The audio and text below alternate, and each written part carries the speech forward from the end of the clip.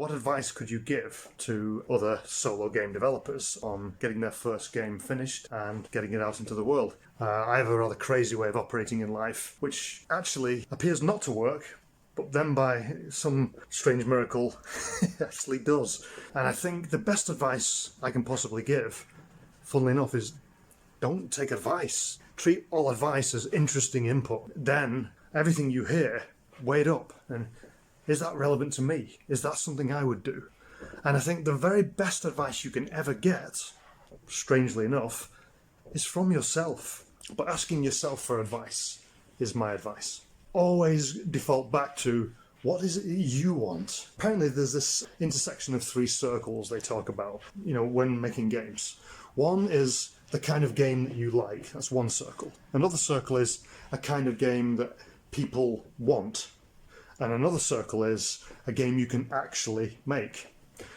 Well, if I had looked at that before starting Lord Temin's Fortress, I wouldn't have even started. If I forced myself to have an idea, I'd say, hey, Dark Souls 3, wow, what a game that is, yeah? That's what I want to make.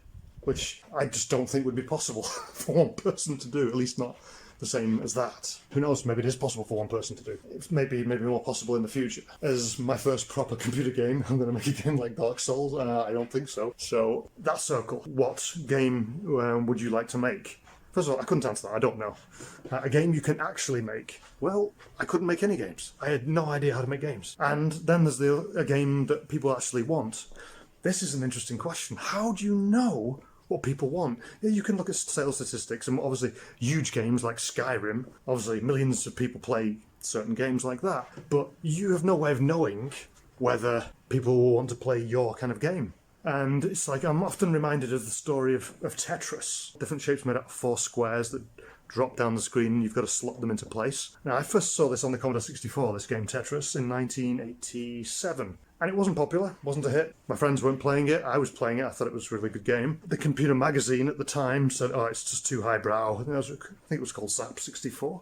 They just said, no, this game won't be popular. It's a highbrow puzzle game. I didn't think it was particularly highbrow. Anyway, a number of years later, don't quote me on the times, but I think it was like 1991 or something like that, when the Game Boy was released, Nintendo Game Boy.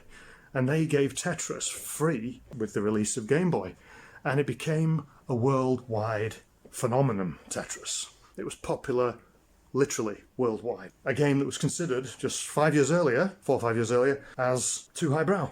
So you really don't know what they're going to play. So, although it sounded like very sound advice, these 3 circles, if I had looked at any of those, I wouldn't have made the game. Didn't know what kind of game I wanted to make. Didn't know what kind of game I could make. And I didn't know what the world wanted. So pretty much, apparently there's a sweet spot where those 3 circles intersect. And that's what you're going for. Ticking all 3 boxes or intersection of all 3 circles. So basically, that wasn't good advice for me. Back to the main point. Again, because I was cut off. All right, you are cut off! So Starship Troopers. Couldn't resist that one. I was in China, so I couldn't ask advice. I only had myself to turn to. And the most self-damning words you can possibly say in life, I don't know. Now, it sounds like wisdom to say, I don't know. But it's kind of a give-up. Oh, I don't know how to do that. We'll find out. And if you can't find out, just keep asking yourself. It's surprising what you do know, if you are willing to ask yourself. Ask yourself a question. If you repeatedly ask yourself the same question day after day, answers actually come. It's a kind of strange meditation in a way. You have more answers than you think, and you have access to more knowledge than you think. I don't know if this is some spiritual thing, or whether it's something buried in the depths of your mind, or that you record more than you realise. You certainly learn and forget more than you realise. When you start to learn something and then just drop it, you feel like you've forgotten it. But when you start looking at that subject again, it starts to come back. In my case, the programming. I yesterday had learned more than I realised by learning the basics way back in my teens. It's amazing how it all comes flooding back. The answers are often there. If you need advice, ask yourself. If you don't know what you're doing, just make a start on something. Advice they give to artists who have artist block, when they're looking at the blank page and they don't know what to draw. They say, just draw a line. Just draw something. Just get moving. And I took this approach to making a game with just very vague ideas that gradually became less vague and more specific.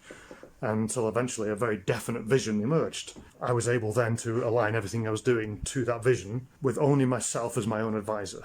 To cut a long story slightly shorter, ask yourself for advice. Don't undervalue your own opinion. Trust your instincts. Listen to yourself.